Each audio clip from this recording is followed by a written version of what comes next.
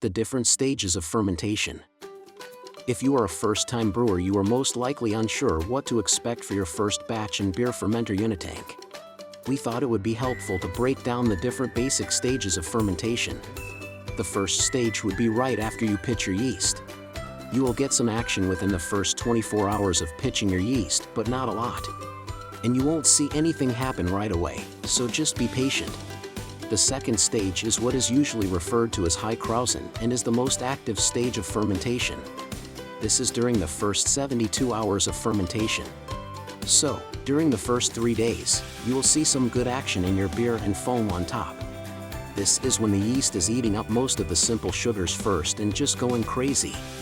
After this stage, the fermentation activity will slow and can even sometimes look like nothing is happening. But don't worry, those yeasts are still doing their thing. During this phase, they are breaking down more of the complex sugars, so they are not as active, but they are still fermenting away. Your beer will remain this way until it is done.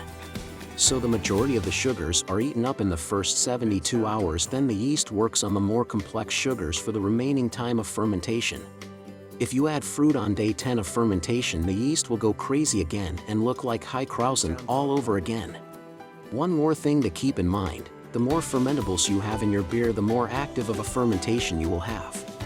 So if you are brewing a big beer or something with fruit or added sugars, you will see a lot more active fermentation that you normally would.